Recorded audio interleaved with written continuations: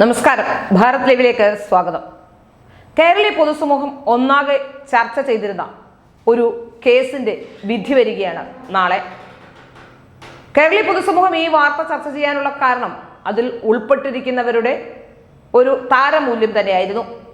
നടിയെ ആക്രമിച്ച കേസുമായി ബന്ധപ്പെട്ടുള്ള വിവരങ്ങളാണ് പറഞ്ഞു വരുന്നത്. നടിയെ ആക്രമിച്ച കേസിൽ ദിലീപിന്റെ വിധി എന്താകും എന്ന് നാളെ നമുക്കറിയാൻ സാധിക്കും. കഴിഞ്ഞ കുറേ കാലങ്ങളായി ഈ കേസിനെ വളരെ കൃത്യമായി തന്നെ നിരീക്ഷിക്കുന്ന ഒരാളെന്ന രീതിയിൽ ഇത്രയും ദിവസം നടന്നിട്ടുള്ള ട്രയലും അതിനുശേഷം വിധിയും വരുമ്പോൾ ഏതാണ്ട് വരാൻ ഉള്ള ഘട്ടത്തിലേക്ക് എത്തുമ്പോൾ പോലും മനസ്സിലാക്കാൻ സാധിക്കുന്നത് ഇതുവരെ ദിലീപിനെ ഇതിൽ കൃത്യമായി കോർണർ ചെയ്യാനുള്ള തെളിവുകളൊന്നും തന്നെ കിട്ടിയിരുന്നില്ല എന്ന് തന്നെയാണ്. ആദ്യഘട്ടം മുതൽ തന്നെ ദിലീപുമായി ബന്ധപ്പെട്ട് ഇപ്പോൾ പുറത്തു വരുന്ന വാർത്തകൾ എപ്പോഴും അന്തരീക്ഷത്തിൽ ഉണ്ടായിരുന്നതാണ്.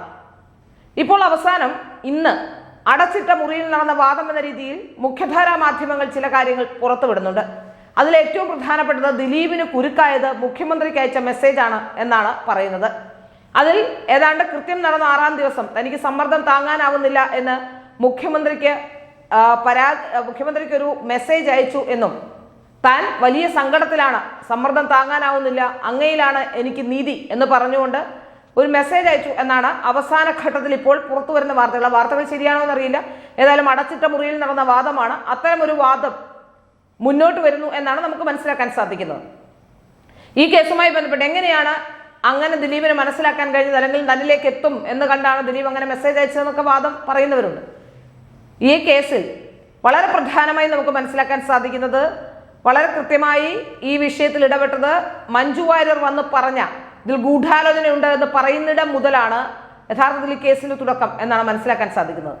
പൾസർ സുനി എന്ന കൃത്യം ചെയ്ത ആൾ അതിലേക്ക് എത്തുമ്പോൾ അത് ദിലീപിലേക്ക് കൂടി എത്തത്തക്കവണ്ണം അത്തരത്തിൽ ഒരു പ്രസ്താവന, അതായത് സംഭവം നടന്നതിന്റെ പിറ്റേ ദിവസം നടത്തിയത് മഞ്ജു വാര്യരാണ്.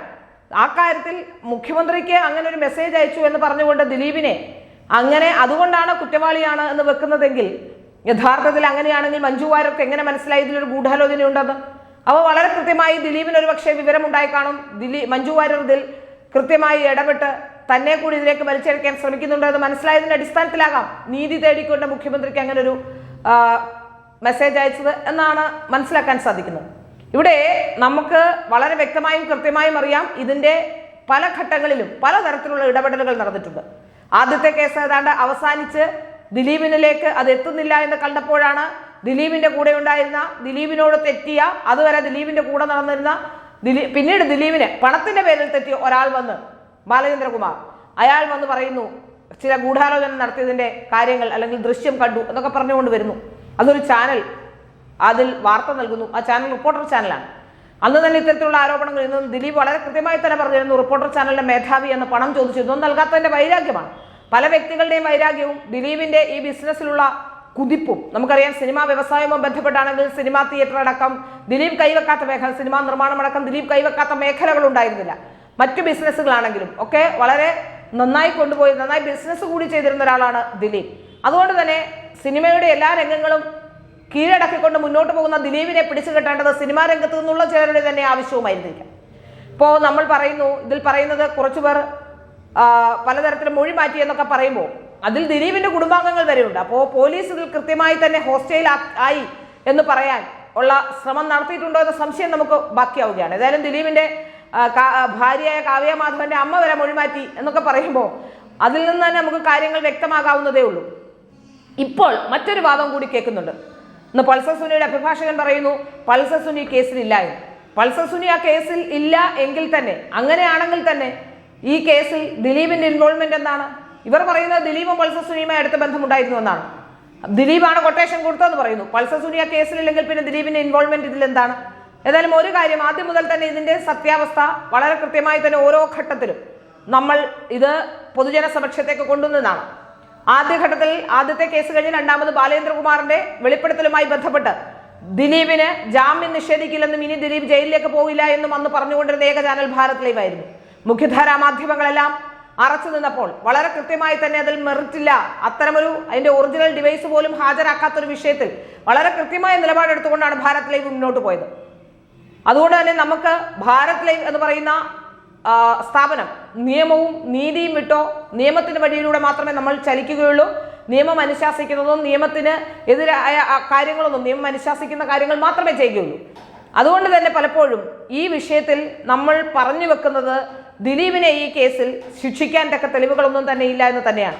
ഈ കേസിന്റെ ആദ്യഘട്ടം മുതൽ തന്നെ ഓരോ ഘട്ടങ്ങളും പരിശോധിച്ച് പലവട്ടം നമ്മുടെ പഴയ വീഡിയോസ് കണ്ടാൽ മനസ്സിലാവും. ദിലീപുമായി ബന്ധപ്പെട്ട വീഡിയോസ് ഇനി ഞാൻ പറഞ്ഞു കൂടുതൽ ഇത് കണ്ട ആൾക്കാരെ അല്ലെങ്കിൽ നമ്മളെ ഫോളോ ചെയ്യുന്ന ആൾക്കാരെ ബോറടിപ്പിക്കുന്നില്ല. ദിലീപിനുമായി ബന്ധപ്പെട്ട ന്യൂസ് ഭാരത് ലൈവിലെ ഒന്ന് സെർച്ച് ചെയ്താൽ നിങ്ങൾക്ക് മനസ്സിലാക്കാൻ സാധിക്കും. ഓരോ ഘട്ടത്തിലും ഈ കേസിന്റെ നാൾ വഴികളെ സംബന്ധിച്ച് ഈ കേസിന്റെ ഓരോ വിഷയത്തിലെയും ഓരോ ഇടപെടലുകളെ സംബന്ധിച്ച് എവിടെയൊക്കെയാണ് പ്രശ്നമെന്നതിനെ സംബന്ധിച്ചൊക്കെ ഭാരത് ലൈവ് വാർത്ത റിപ്പോർട്ട് ചെയ്തിട്ടുണ്ട്. നമുക്ക് മനസ്സിലാക്കാൻ സാധിക്കും നാളെ വിധി വരുമ്പോഴും ദിലീപിന് ഈ വിധി എതിരാകാൻ സാധ്യതയില്ല എന്ന് തന്നെയാണ് നമുക്ക് മനസ്സിലാക്കാൻ സാധിക്കുന്നത്. കാരണം ഒരു ഗൂഢാലോചന അത് തെളിയിക്കണമെങ്കിൽ അതിന് കൃത്യമായ തെളിവുകൾ വേണം. എന്നാൽ ഇതുവരെ അത്തരമൊരു ഗൂഢാലോചന തെളിയിക്കാൻ പറ്റിയ അല്ലെങ്കിൽ ദിലീപിന് ഇതിന് ഇൻവോൾവ്മെന്റ് ഉണ്ടെന്ന് തെളിയിക്കാൻ പറ്റിയ ഒന്നും തന്നെ ലഭ്യമായിട്ടില്ല എന്നാണ് മനസ്സിലാക്കാൻ സാധിക്കുന്നത്. നമുക്കറിയാം ഈ കേസിൽ പുറത്തു നിന്നുള്ള നിരവധി ഇടപെടലുകൾ ഈ അഭിഭാഷകർ തന്നെ പലപ്പോഴും ചാനലുകളിൽ വന്നിരുന്ന് പല തെറ്റിദ്ധരിപ്പിക്കുന്ന തരത്തിൽ സംസാരിച്ചിട്ടുണ്ട്. അവരുടെ വെർഷൻ മാത്രമാണ് സംസാരിച്ചുകൊണ്ടിരിക്കുന്നത്. അങ്ങനെ പല രീതിയിലും ഈ കേസുമായി ബന്ധപ്പെട്ട പലതരത്തിലുള്ള ഇടപെടലുകൾ ഉണ്ടായിട്ടുണ്ട് എന്ന് വ്യക്തമാകുന്നുണ്ട്. ഒരു ഘട്ടത്തിൽ ജഡ്ജിയെ പോലും വലിച്ചിഴയ്ക്കാനുള്ള ശ്രമങ്ങൾ ഉണ്ടായി. പക്ഷേ അടിപതറാതെ നിന്ന ആ അടിപതറാത്ത ജഡ്ജാണ് ഇതിലേറ്റവും താരമായിട്ടുള്ളത്. പുറത്തു നിന്നുള്ള ബാഹ്യസമ്മർദ്ദങ്ങൾ നമുക്കറിയാം.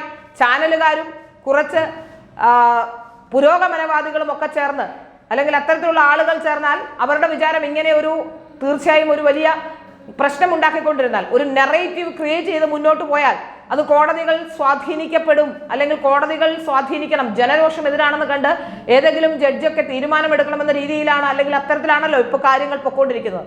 അതിന്റെ അവസാനത്തെ ഉദാഹരണമാണ് രാഹുൽ മാങ്കൂട്ടത്തിന്റെ കേസ്. സമാനമായ രീതിയിൽ രാഹുൽ മാങ്കൂട്ടത്തെ മാധ്യമങ്ങളും അതുപോലെ തന്നെ ചില പുരോഗമനവാദികളും ഒക്കെ തന്നെ രാഹുൽ മാങ്കൂട്ടം വിശുദ്ധനാണെന്ന അഭിപ്രായം കൊണ്ടല്ല പറയുന്നത്. പക്ഷെ ഒരു നറേറ്റീവ് ക്രിയേറ്റ് ചെയ്യാൻ ആദ്യത്തെ കേസ് ആ കേസിൽ ജുഡീഷ്യറിക്ക് ന്യായീകരണങ്ങൾ ഉണ്ടാക്കാൻ അല്ലെങ്കിൽ ഒരു ജുഡീഷ്യറി അത് പരിശോധിക്കുമ്പോൾ എള്ളുകീറി പരിശോധിക്കുമ്പോൾ ഉണ്ടാകുന്ന മെറിറ്റ് ആ മെറിറ്റിനെ സംബന്ധിച്ച് അല്ലെങ്കിൽ ആ കേസുമായി ബന്ധപ്പെട്ടുള്ള ഏതെങ്കിലും തരത്തിലുള്ള മെറിറ്റുള്ള ഒരു കേസാണോ എന്ന് പോലും ചിന്തിക്കാതെ 1% പോലും അതിലൊരു നിസ്സംശയം ഒരാളെ അത്തരത്തിൽ പറഞ്ഞു വെക്കുകയായിരുന്നു. അത്തരത്തിൽ ജനരോഷം എതിരാണെന്ന് കാണിച്ച് എല്ലാവരെയും ഇളക്കാനുള്ള ശ്രമം മാധ്യമങ്ങളുടെ ഭാഗത്തു നിന്നുണ്ടായി എന്ന കാര്യത്തിൽ സംശയമില്ല. രാഹുൽ മാങ്കൂട്ടം ഏതെങ്കിലും ജനുവിനായ കേസിൽ ഇടപെട്ട് ആരെങ്കിലും സ്ത്രീകളെ ഉപദ്രവിച്ചിട്ടുണ്ടെങ്കിൽ അത്തരം കേസിൽ രാഹുൽ മാങ്കൂട്ടത്തെ കൃത്യമായി തന്നെ കൗണ്ടർ ചെയ്തുകൊണ്ട് വരേണ്ടതിന് പകരം ഇത്തരത്തിൽ മറ്റ് മെറിറ്റില്ലാത്ത കേസുകൾ കൊണ്ടുവരുന്നത് കൊണ്ട് അത് രാഹുൽ മാങ്കൂട്ടത്തിന് ഗുണകരമാവുകയുള്ളൂ ജുഡീഷ്യറിയുടെ കൺവെച്ച് നോക്കിയാൽ.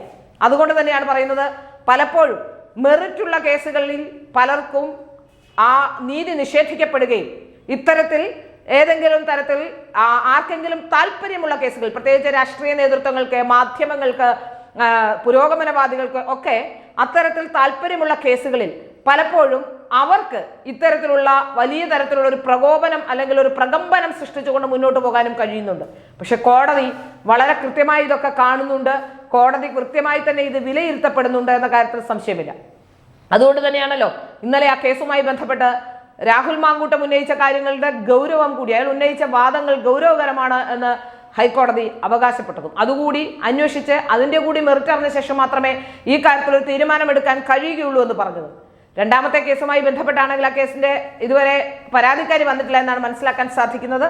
ഏതായാലും മെറിറ്റുള്ള കേസുകളിൽ അത്തരത്തിൽ മെറിറ്റുള്ള അല്ലെങ്കിൽ അത്തരത്തിൽ പറയാൻ കഴിയുന്ന ആരെങ്കിലും ജനുവിനായി ഉപദ്രവിച്ചിട്ടുള്ള ആൾക്കാരുണ്ടെങ്കിൽ അവരെ കൊണ്ടുവന്ന് കേസ് കൊടുത്ത് രാഹുൽ മാങ്കൂട്ടത്തെ പൂട്ടേണ്ടതിന് പകരം ഇത്തരത്തിൽ കേസുകൾ വരുന്നത് കൊണ്ട് യഥാർത്ഥ ഇരകൾക്ക് നീതി നിഷേധിക്കപ്പെടുകയേ ചെയ്യുകയുള്ളൂ.